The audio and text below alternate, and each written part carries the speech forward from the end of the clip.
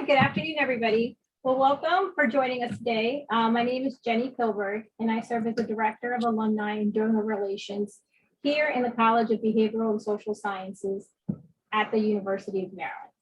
I'd like to personally welcome you all today for joining us, and especially for Susana's presentation, Dare to Wow, Styling for Today's World.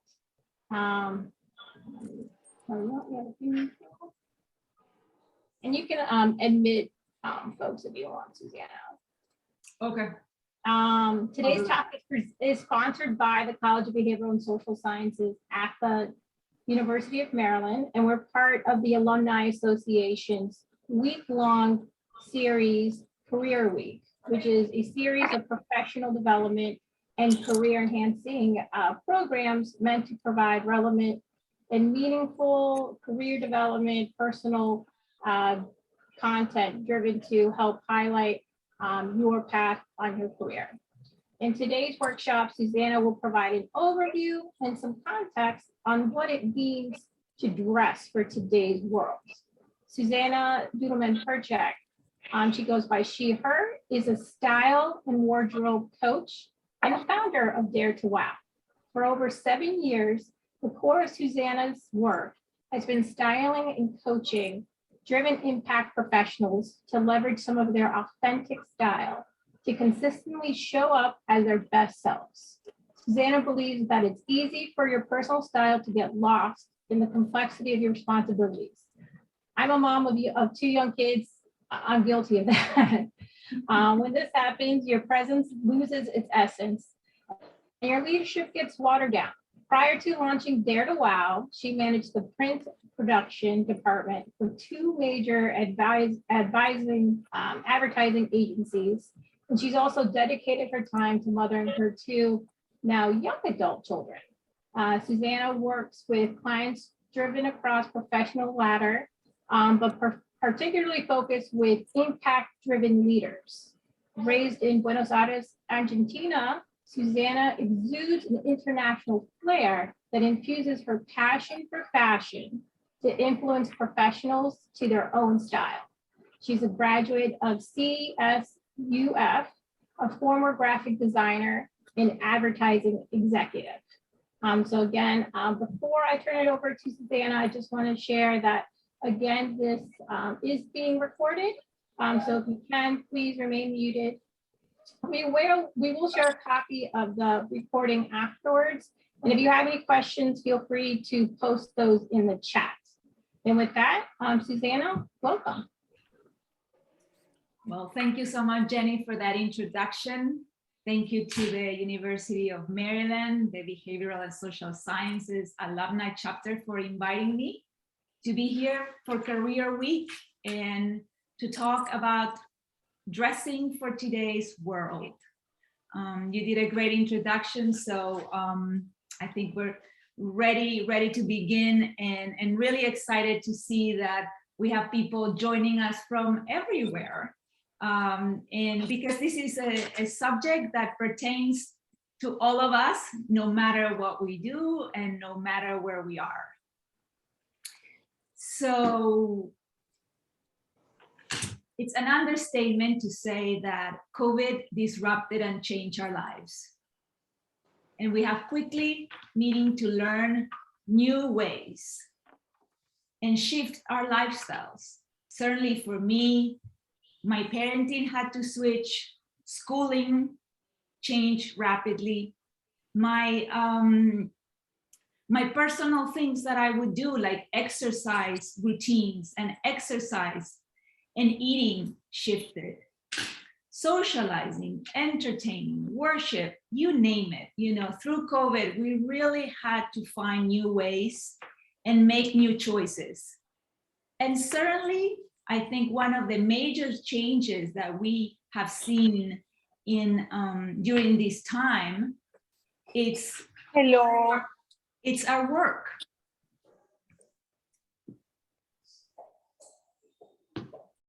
We've all have, most of us, I would say, have shifted to working from home. And working from home has brought us advantages and disadvantages. We are spending less time commuting. I hear from one of my clients, Amy, and she tells me, I actually love working from home now because I get to see my children when they come from school around 2:30, where before I wouldn't see them until 6. And I also have another client, Elizabeth, that tells me, when I ask her, how do you feel about working from home? And she's like, oh, I love it. Because from in between meetings, I can go out on a walk or jump on my Peloton bike. So for some, there's many positives and advantages. It also has allowed for some people that I know to move and be in another place. Some people actually completely shifted their lives and moved to another location. And some people are actually more adventurous and experiencing what it's like to live and work in another city. It also, working from home has brought some disadvantages, such as more isolation, right? More distractions. And there's more blurred lines these days between work and life. I also hear it from some clients that tells me, I feel like I'm constantly on, and that difference is not the same. So these are some realities that we're all experiencing, no matter where we are in the world. It's pretty amazing and phenomenal. But at the same time, we are continuing to do our business. If you're an entrepreneur, you know, you're building your business, you're visiting clients, you're selling your products.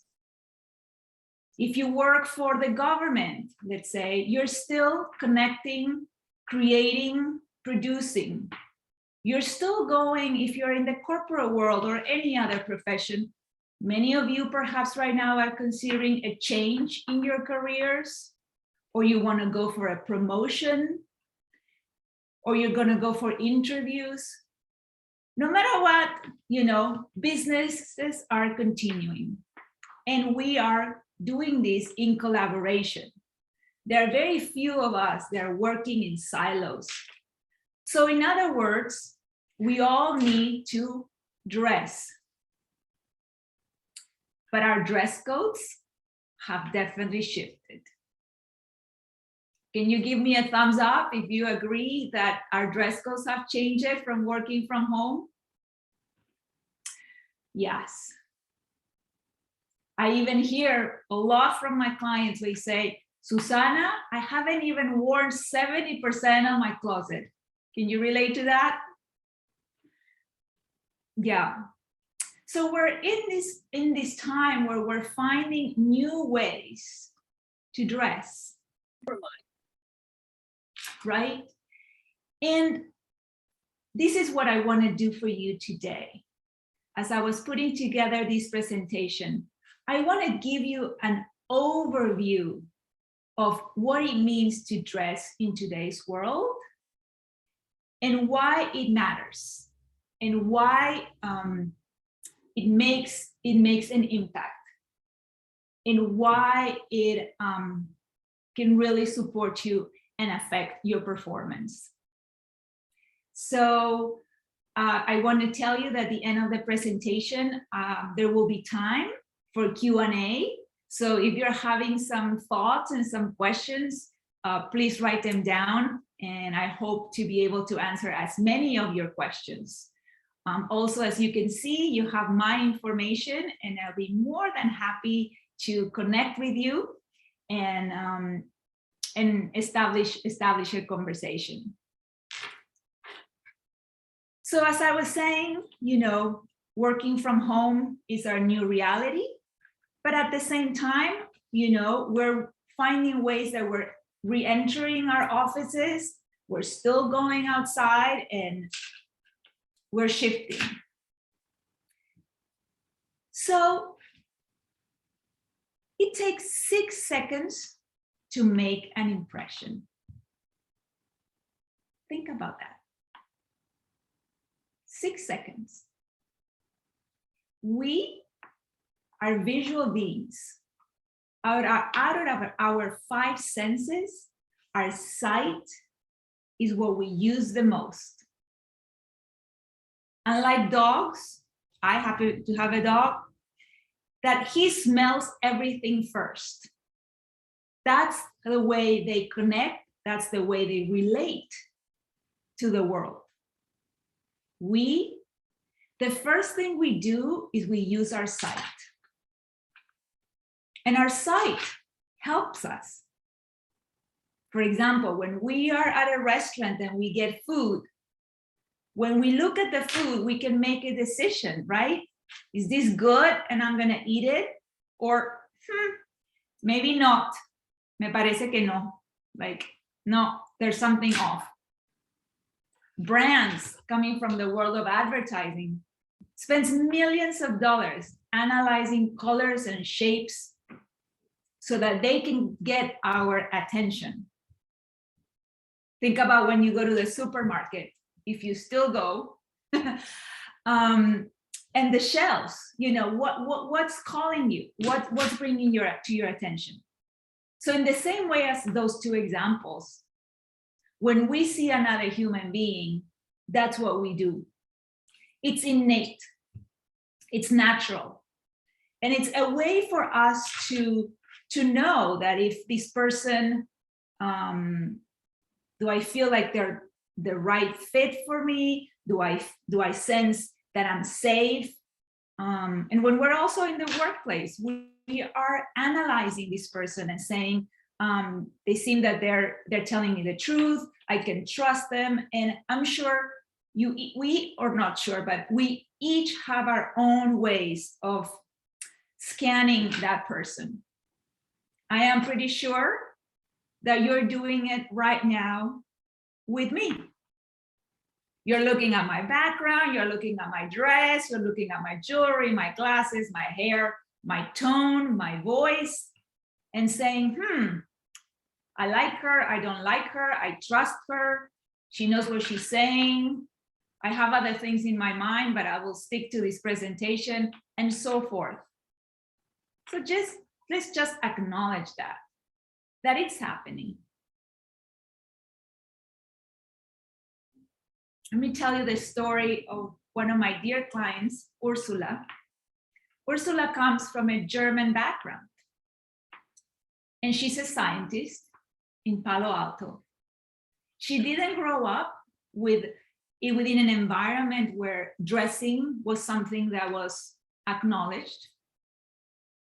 And then she took that in, and most of her time she spent it in a lab, wearing a lab coat.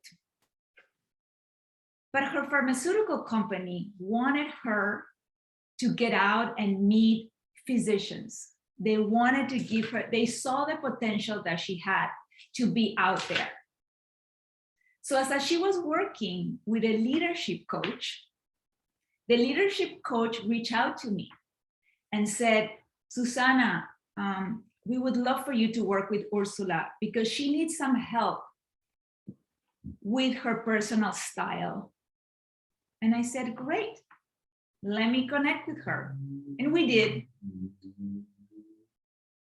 And we connect, and I ended up working with Ursula. Ursula had really no idea on how to really create a style that would relate to her. That's part of the work that I do. And I work a lot with your body design, proportions, and also your colors. Color is super, super powerful. And it happened to be that Ursula had the most beautiful green eyes. So we worked together. I got her in, the clothes that she felt right on, that they were authentic to her. And about 3 weeks later, I get a text from her.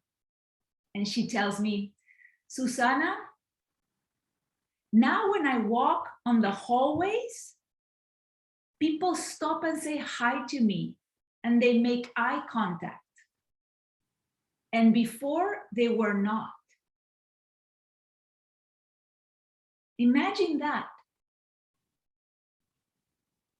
All because she changed her clothing, because she changed some accessories, she changed something in her haircut. I remember that I suggested that it would be good for her because of her shapes to cut it a little shorter. And she was feeling so good and so acknowledged and happy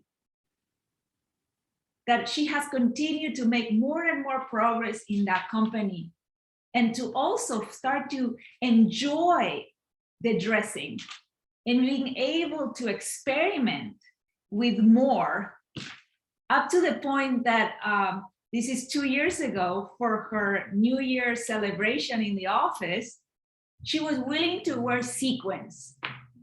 And Ursula happens to be, because she comes from a German descent, she's a large woman.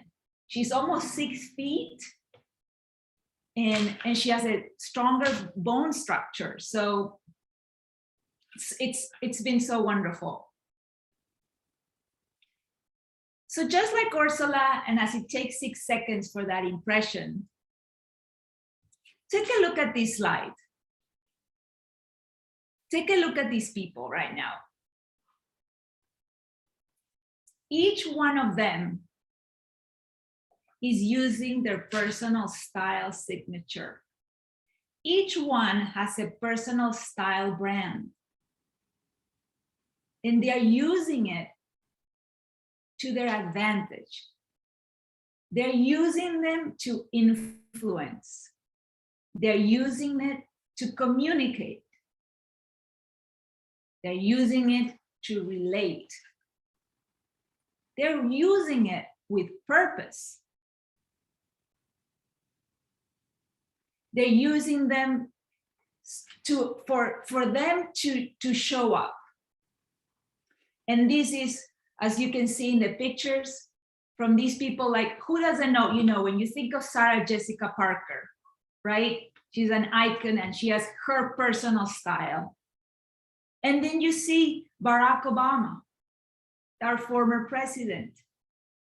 In these clothes, he has casual clothes, but there's something about that is just so connected to who he is. Bill Gates, and so on. They are wearing clothes that are an extension of themselves.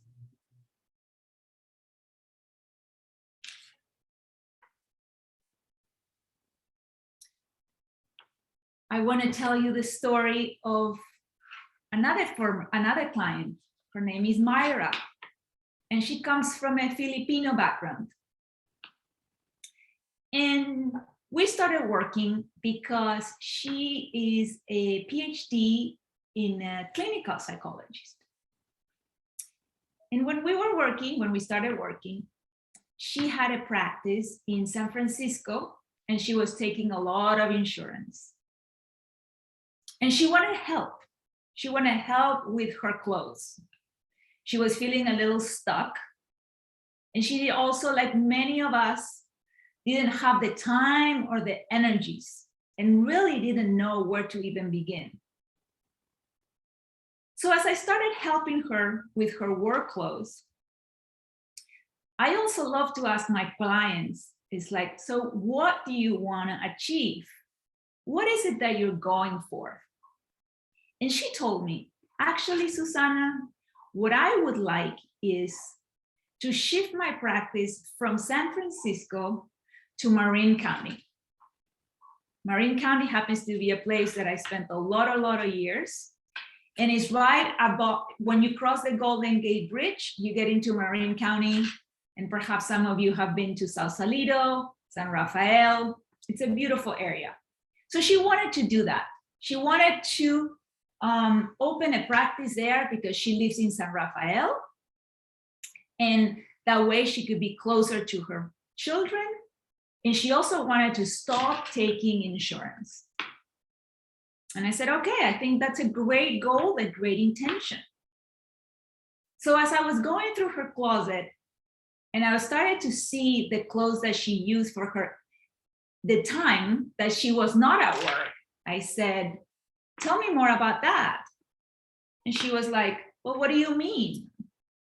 And I said, well, have you thought that when you are picking up your children from the school or going to the playground or even going to a supermarket, you're going to be running into potential clients. These are people that are seeing you, especially as a child psychologist. So what you are wearing, it's going to give a message. People are going to relate or not, or going to have those assumptions. Because as I said, it's those 6 seconds. It's just so fast. And she thought, wow, I haven't thought about that. And she said, yeah, then let's work on that. And I said, great, let's do that. Because I'm not talking here like science. It's like, let's just find, if you're wearing jeans, let's just get you the jeans that work for you, that are right for you and that you love, and that are starting to create as well. They're part actually of your personal style brand. So I've spoken a lot about these. So now I want to do an exercise with you to see what happens. I'm going to be showing you 3 pictures, one at a time. It happened of a woman. And I want you to pay attention of what are the thoughts that you have when you see these pictures. And at the end of this exercise, we're going to reveal who these women are and see how accurate you were with your assumptions. So give me a thumbs up if you're ready for this exercise. Wonderful. All right, so let's begin. So look at this picture. And what do you think of this woman? What do you think she does for a living? Where do you think she lives? What do you think is her personality? And think of anything else right now that is coming to your mind and to your senses.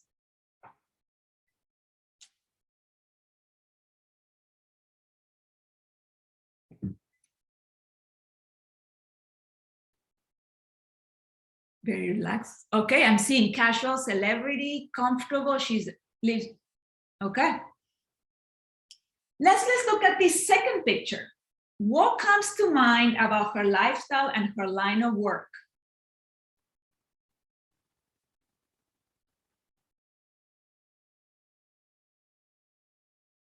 I'm saying royal, classic, public figure, elegant, celebrity, maybe a diplomat, royal, diplomat. Okay, great. Let's go on to the next picture. What thoughts and values show up in here? What do you think is her profession? Politics, confidence, right? Wearing that purple. How old do you think she is? Executive, power, leaning, editor, lawyer, confident, late 20s, 30s, executive, 40s, fashionista, entertainment, executive, public speaking, love this. Okay, 40s, magazine editor, politician. Isn't that amazing? Well, thank you for everybody that's writing on the chat.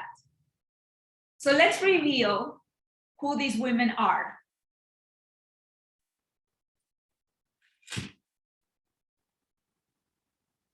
They're all the same. It happens to be Kate Middleton. I chose her because, like perhaps another celebrity, there are many pictures available on the internet so that I can make my case.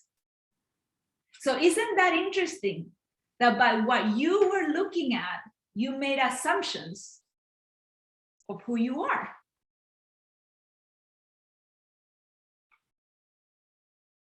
I love this quote by Michelle Obama.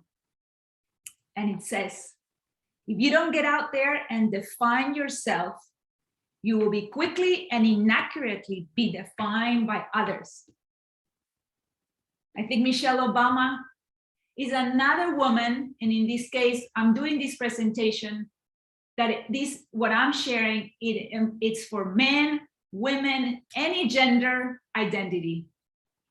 But Michelle Obama knew that going into the White House as the first African-American woman, she was going to be scrutinized. They were going to be looking at her from every single angle. So she really knew that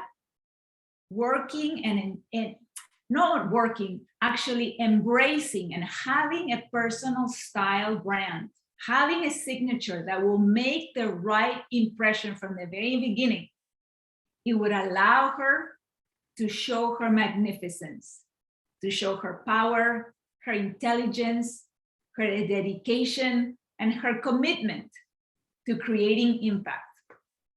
Obviously, as you can see, somebody that I really admire, and she inspires me.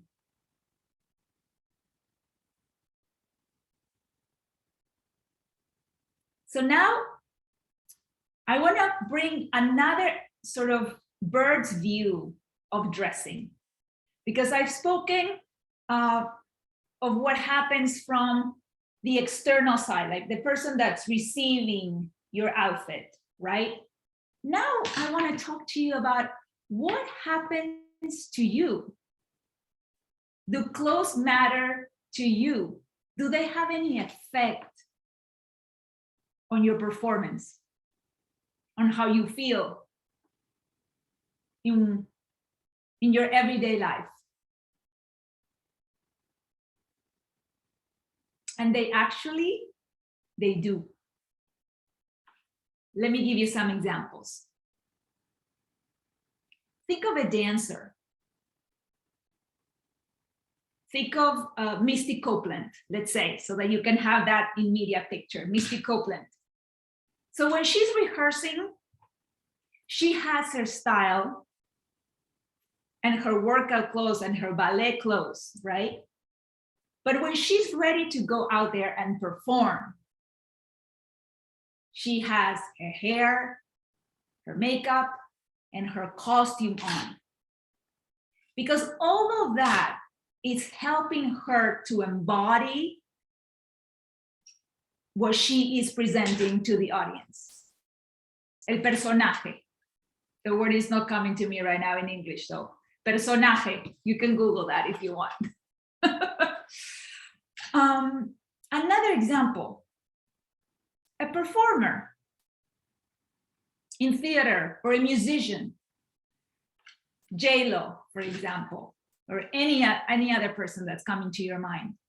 When they're rehearsing, they have certain clothes, but the minute they're coming to give a show, they have, again, hair, makeup, and costume, because that helps them be that superwoman, that superman, to really feel confident, to feel fully that they are that person.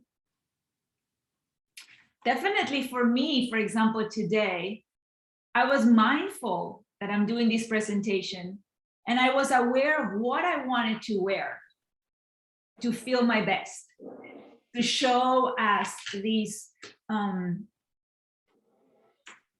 as the person that I am. Another great example that I have is, think of the world of sports. To make it more specific, I'll speak of the world of soccer. My son happens to be a big soccer player, and coming from Argentina, you know, soccer is a big deal. So when you see a soccer player going into the field, a la batalla, to the game, have you noticed everything in their outfit is on? The haircut, if they have a beard, it's perfectly shaped the way that they want to present themselves. Their outfits, their shoes. so that when they go out there, they feel like they have everything to give it all, to not only connect with the audience, but to connect with themselves and something higher. They're owning the colors of la camiseta. Or, you know, it's either their team or sometimes even their country, something that is really, really meaningful to them.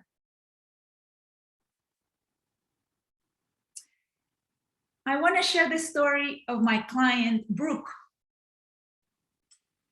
Brooke came to me because Brooke happens to be somebody that really likes clothes. As an executive, she had trouble putting outfits together. She will be that kind of woman that will get the J. Crew catalogs. If some of you remember the days when we were all waiting for the J. Crew catalogs to arrive, and she would pin the pages. And she would always go and buy that outfit, the one that was in the catalog. The problem is that sometimes those outfits on the catalog didn't quite fit her. So she either would end up returning them and buying more of the same, which is something totally normal that I see it all the time. It's like we take the same street to go to, you know, we go to the same stores, we go to the same restaurants, so we tend to buy the same. So she was like, Susana, I really wanna upgrade my style. I really want your help because I love clothes, but I just don't know how. And especially I'm having a hard time because my job requires me to travel. And my poor husband is the one that suffers because I sit him on the bed. I can still picture her right now. And I have to show him and ask him for his help on how do I pack? How do I make that travel capsule that works? And I said, okay, Brooke, I got you. And just like any other client, I take my clients through a process of really understanding who they are, what they want, where they're at, so that I can come up with that style for them. It's almost think of it as a chef when he's putting together a meal, an interior designer that really gets the information about the space and about the family and about the needs and creates the beautiful, beautiful space. So I started working with Brooke and I did her, you know, we went through the process and she got the clothes and she was really, really happy with them and feeling really confident and feeling that she was making the right impressions. When she comes to me and she says, Susana, I want to go for this promotion. It's a big step, but I'm ready for it. And I know I can make a big impact. I know it can make a difference, but it's going to be challenging. You know, it's, we know how it is. You know, you have to work for it. I need to prove myself, also being a woman, but I want to do it. And I said, okay, let's do it. So what's going on? She says, well, there is this conference in Carmel. It's 3 days. I'm going to need to give a presentation while also attending other presentations. And there are going to be events as well. There's going to be a barbecue, and I can't remember right now, a couple of other functions. I said, let's do it. I asked her all the other details as well to put together a travel capsule, from the location of the hotel to the temperature, to the amount of people, and to how she wanted to feel. And down on the slide, you can see some of the outfits that I put together for her. And off she went. I kept thinking as the weeks went by, how she was doing and how did it go. When I received an email and she tells me, Susana, I got the promotion. The weekend was incredible. The clothes supported me so much. I was in relationship to them. They were speaking for me. It was so easy to pack. I cannot tell you how happy my husband was. And now some of these clothes happen to be a part of the conversation. I'm actually having younger women and men coming up to me, and the dressing becomes part of that conversation. It's part of the connection. And how often have we seen that, right? That our clothes allow us to connect and say, I like your blouse, or that's nice, or, ooh, that seems soft, or whatever. You know what you say, but it's almost like an immediate response that we're never expecting that.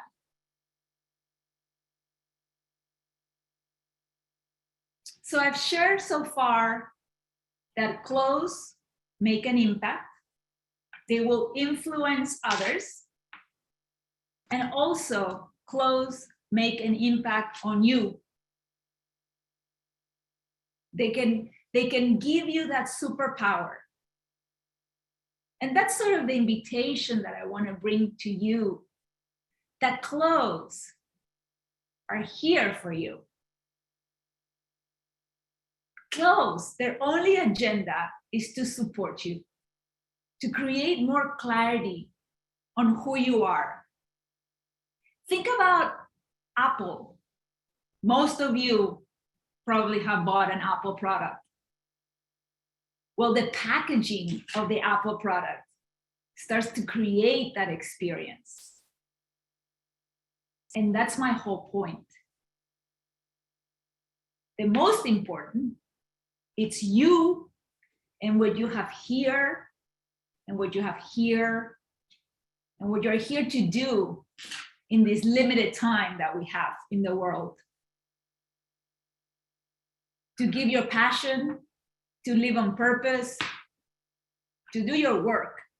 So the clothes are here for you. So with that said, I want to move on to what can you do?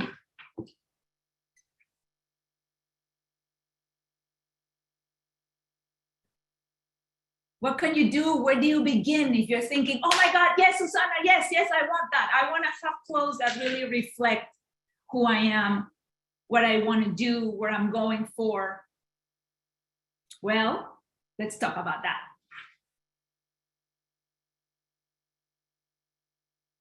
You need to start, or you want to start, in your closet.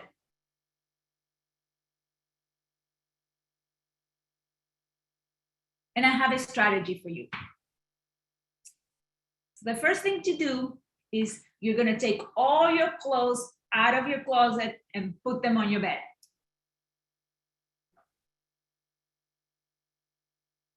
And this is the strategy that I have for you. You're going to go through each item and you're going to consider these six things. I know it's not the word things, but it's not coming to me right now. So the first thing is you want to look at this item and see, does it fit? If it fits, great. If it doesn't fit, you're going to put it on the bed. The next thing to consider is color. Is this item the right color for me? I share this with my clients over and over. Color is so powerful. Color is also, through our sight, it's a way of communication. And certainly I invite you to learn more about the power of color. Or if you want to air or connect with me, I'd love to share more about that. That could even be another talk. But color, does it really work within your color palette? Because we each one have a unique color palette. And I don't believe that everybody needs to wear a white shirt. or that everybody needs to have a black jacket, because that color might not work for you, but there are options. The next thing is think about style. Some of you perhaps have items that you kept for 20, 30 years, or perhaps you got some special things from your mother or your sister or your grandmother. That happens to be my case. I have some of the clothes that my grandmother used to wear in Buenos Aires. But the style sometimes works and sometimes it doesn't.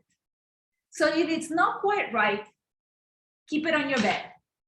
Because coming up, I'm going to tell you what you're going to do with these things on your bed. So don't worry about that if you're thinking, oh my God, I'm not going to have anything. Hold on. So next is comfort. We know these days, if something is not comfortable, olvídense, forget about it. It's not going to happen. So check on that. The next one is feeling. How do you feel about that piece?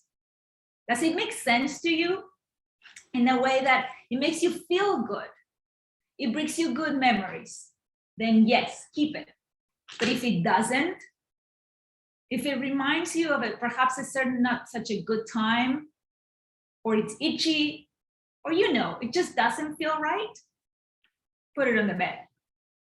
And the last thing is, what's the condition? If it's looking kind of tired, if it's all peely, if it's falling apart, that's not probably the right thing to do for that piece and to be in your closet. You want everything to be there that is exciting, that is in alignment with you, that is going to give you that superpower.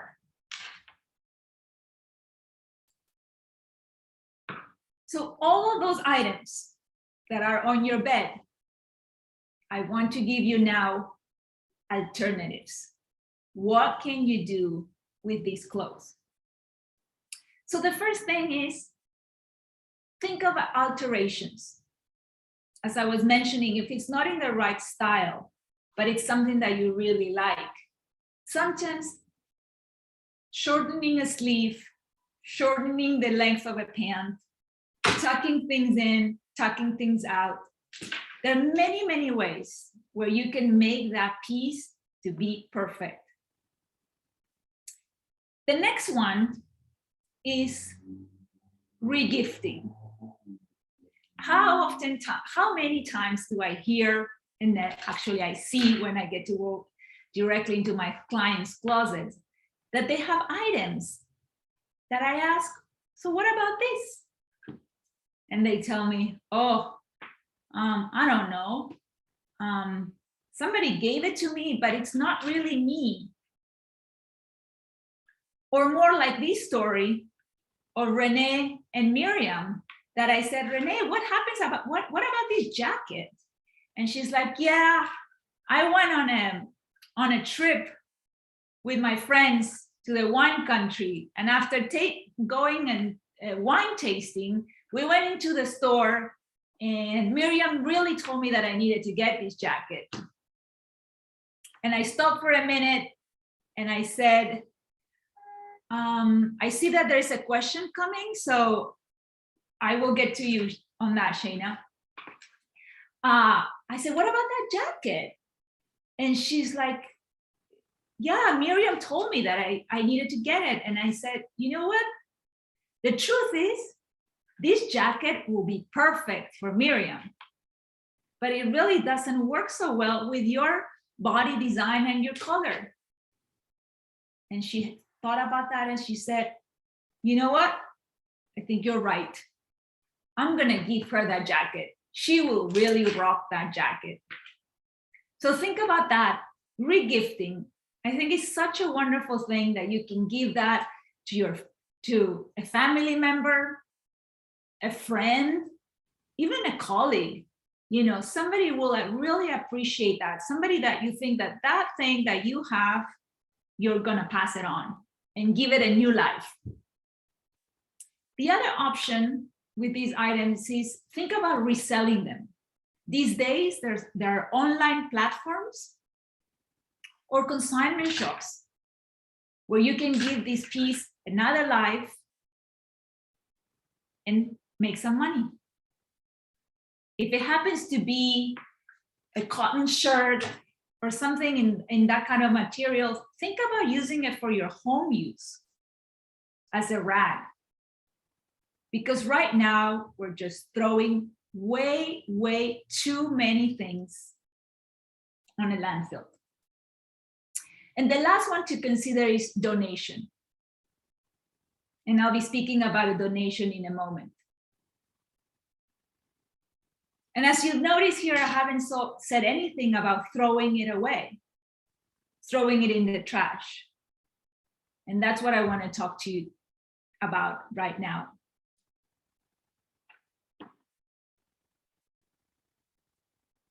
Since the increase of fast fashion, there's been an overproduction and there is an overconsumption.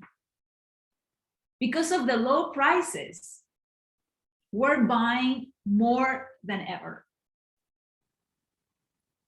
And because these items are not of a good quality, we're throwing them away way too fast and without any attachment, without even thinking about all that it took for that item to be made.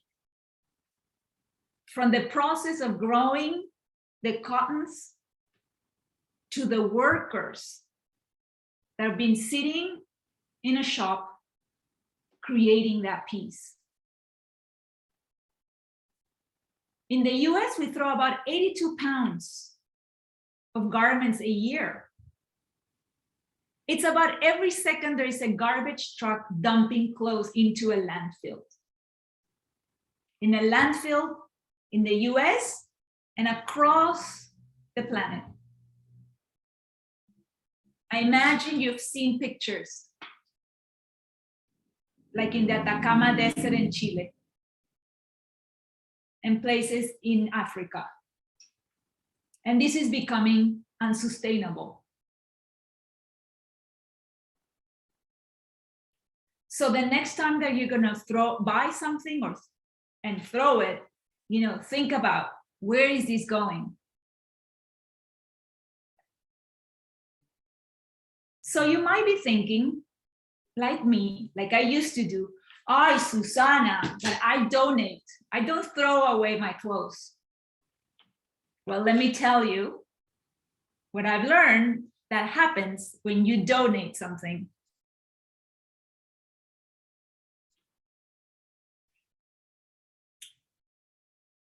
When you donate, this is the process, right? You go to your Salvation Army, you go to Goodwill, or even all these days, I see so many like their own bins where you can just leave your garbage, give your donation. So when the person, when the donation place receive the clothes, where somebody's going through those clothes. And what they find out is that only 10 to 50% of those clothes can be resellable. So we're talking 50 to 90% are not. They say that a lot of the times what they receive with those clothes are either stained, they're dirty, they're old, even sometimes they receive items with mildew, which ends up contaminating more clothes. So what these donation centers do, they put aside the very little amount that they can resell, and the rest goes in these bales, as you can see on the slide. And they smashed about 200 pieces per bale. And these bales are shipped overseas. There's a big second market in Africa, in the sub-Sahara desert. In places like Nigeria and Ghana and Kenya receive a lot, tons and tons of our clothes. And what happens is that these importers, they don't know what they're getting. They know they're getting something from Australia, from the US, and some European countries where the big consumption is happening. And what happens is that out of what they receive, because the donation center sent all these dirty, stained, hopefully not mildew clothes, oftentimes out of that 200 pieces, only 20 pieces, 30 pieces can be resold in their local markets.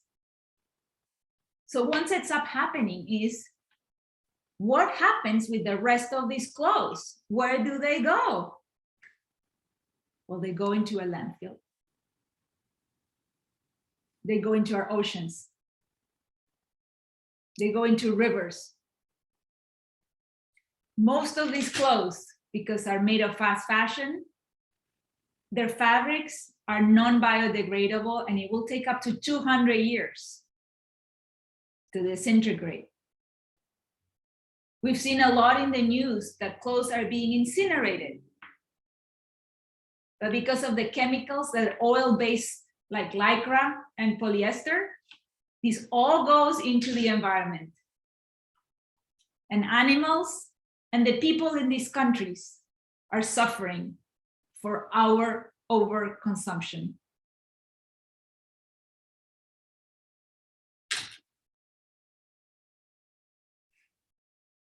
So what can you do? Because that's what it's so exciting. We have the power. We can make a choice.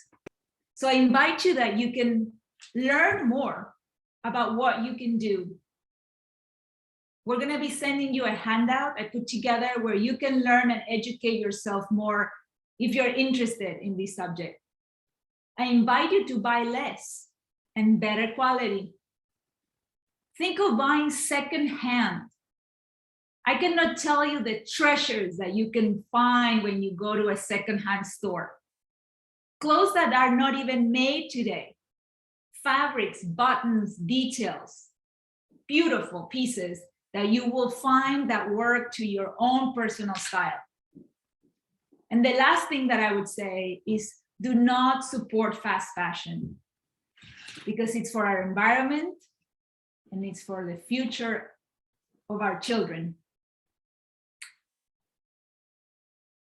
So I want to complete my presentation saying that what you wear matters. It matters on how others are perceiving you.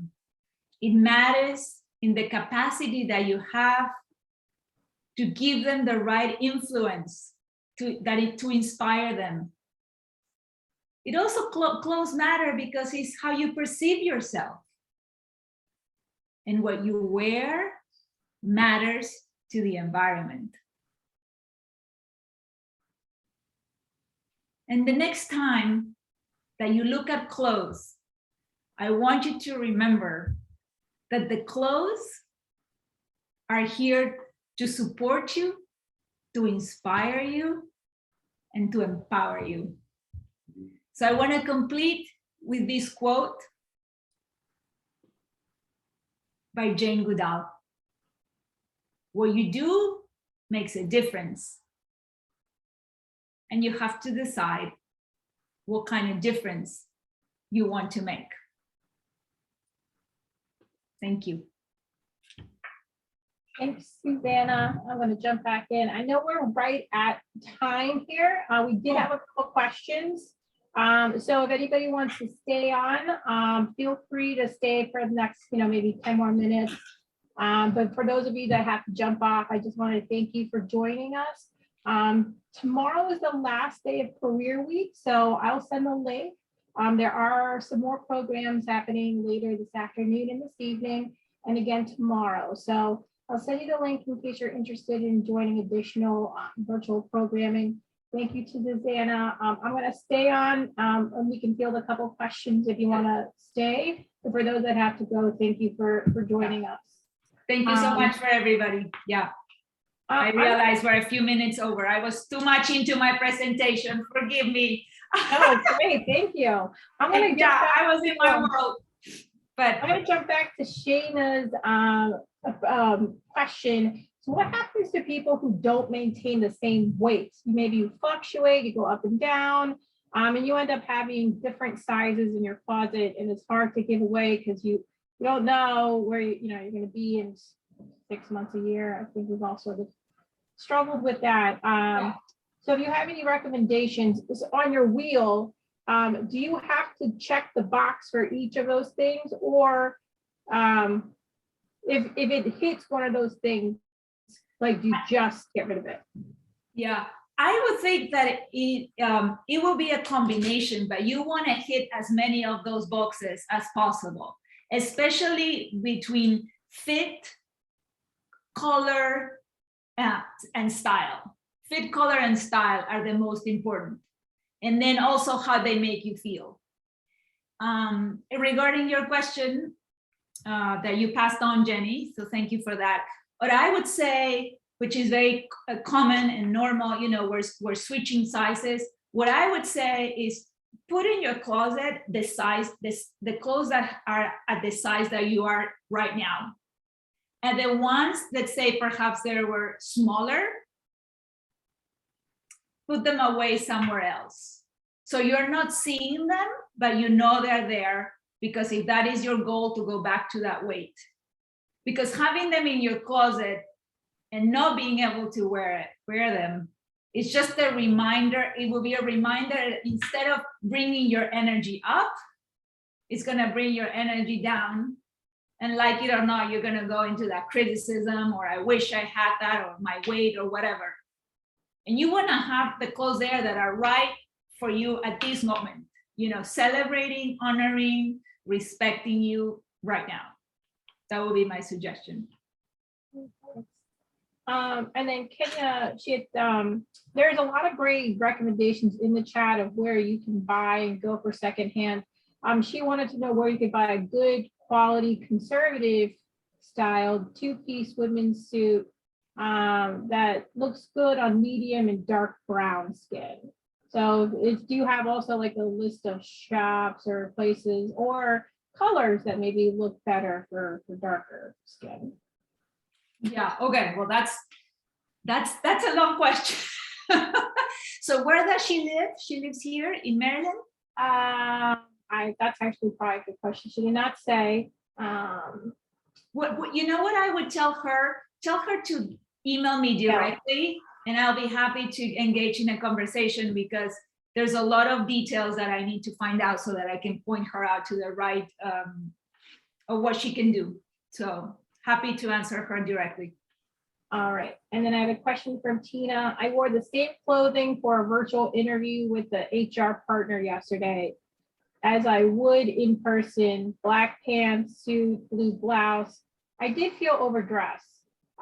Your suggestions, and maybe just dressing for virtual interviews in person versus virtual. Does it still likely, differ depending on the medium? Well, one of the things that I will have to ask this person is what kind of interview she's going for, because depending on the industry that you're in, the dress codes have shifted. So when she said she was too formal, that will be one of my questions to ask, like what line of business she's interviewing for.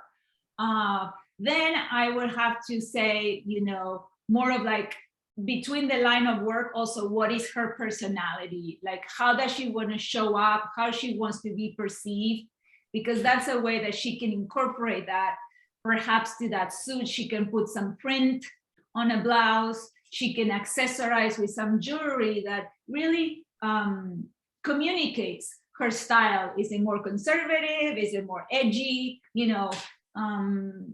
And again, I can connect, if this person wants to connect with me, I can give her a few more tips. Great, yeah, I'll make sure that I send Susana's, information in the post email. And then Kenya mentioned she lives in Silver Spring. I know I've seen a lot in Silver Spring, Bethesda. There are a lot of like nooks and crannies of really good secondhand. Lastly, there was a question of whether or not shopping in the last 2 years, maybe things some people have been apprehensive of actually going into physical spaces, and that's why their wardrobe is a little outdated. Yeah. You have recommendations on good online places where people can go, especially if sizing is an issue. You know, some are petite, some are taller. So that's always sort of like, I think, a question of buying online, you know, especially during the pandemic. Yes. So again, it seems like a simple question, but there's a lot more to it. Yeah, with the not going into, you know, into a store, we all know the issue about online and not knowing, you know, if the size is going to fit right, and you have to end up buying 3 sizes and returning 2. That's sort of like what ends up happening. But it's, you know, it's sort of part of the reality of what it is. I certainly want to recommend, you know, of going again for items that are a better quality. Usually also those items tend to fit better. And there's certainly a lot of new companies that are coming up that have sustainable practices, and you know, and local women business owners, and there's a whole array. There's a lot more than you know, H&M, Uniqlo, you know, and Zara to go shop at. So it's a matter of doing some research of what is it that you need, and then finding those brands. Great. Well, thank you, Susana. This has been a great informative session. Again, I will email everybody Susana's contact information, a list of services, and then links to just other upcoming events. So thank you, everybody. Have a great afternoon. And just, you know, have fun with your style. There you go. Thank you, everyone. Wishing you a great weekend ahead. And thank you so much, Jenny and University of Maryland. Thanks, everyone. Have a good one. Bye.